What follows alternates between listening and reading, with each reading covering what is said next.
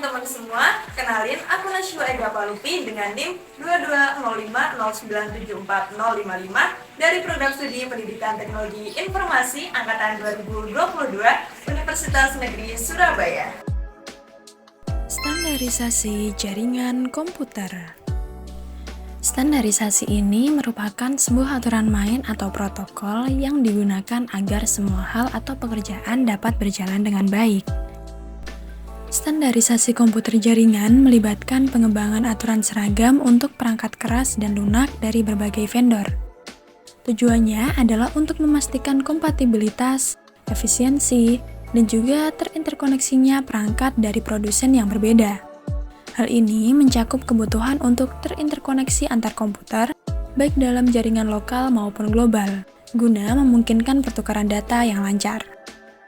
Selain itu, standar juga diperlukan agar produk dari vendor berbeda dapat saling berkomunikasi dengan konsistensi dan keamanan, menghindari hambatan interoperabilitas di antara perangkat dan aplikasi dari berbagai penyedia layanan atau produsen. Model OSI. Model OSI adalah model atau acuan arsitektural utama untuk network yang mendeskripsikan bagaimana data dan informasi dikomunikasikan dari sebuah aplikasi komputer lain melalui sebuah media transisi.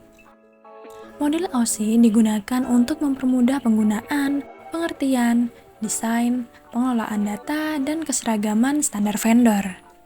OSI bukan suatu hardware, melainkan panduan bagi vendor agar device-nya dapat berjalan di jaringan. Manfaat OSI tidak lain adalah untuk 1. Membuat peralatan vendor yang berbeda untuk dapat saling bekerja sama. 2. Membuat standarisasi yang didapat dipakai vendor untuk mengurangi kerumitan perancangan. 3. Standarisasi interface. 4. Modular engineering.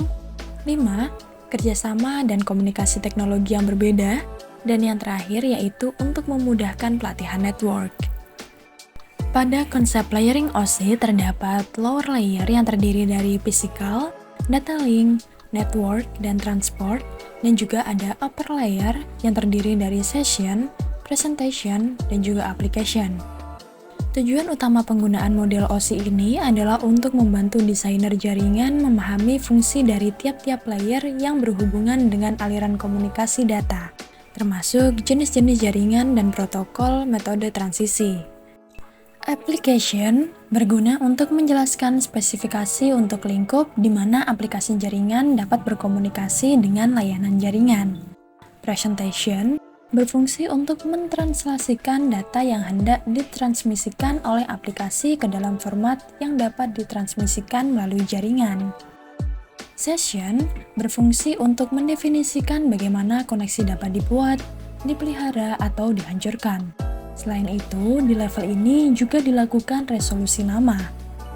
Transport berfungsi untuk memecah data ke dalam paket-paket data serta memberikan nomor urut ke paket-paket tersebut sehingga dapat disusun kembali pada sisi tujuan setelah diterima. Network berfungsi untuk mendefinisikan alamat-alamat IP, membuat header untuk paket-paket, dan kemudian melakukan routing melalui internet networking dengan menggunakan router dan switch pada layer ketiga. Data link berfungsi untuk menentukan bagaimana bit-bit data dikelompokkan menjadi format yang disebut sebagai frame. Physical berfungsi untuk mendefinisikan media transmisi jaringan, metode pensinyalan, sinkronisasi bit, arsitektur jaringan seperti halnya Ethernet atau token ring, topologi jaringan, dan pengkabelan. TCP atau IP. TCP atau IP adalah suatu standar komunikasi yang dapat digunakan untuk bertukar data dari satu komputer ke komputer lain yang tergabung melalui jaringan internet.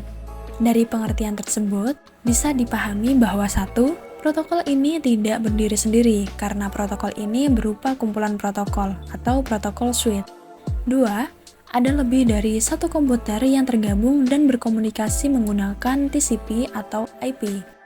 3. Komputer yang terkoneksi melalui protokol TCP atau IP melakukan sharing data.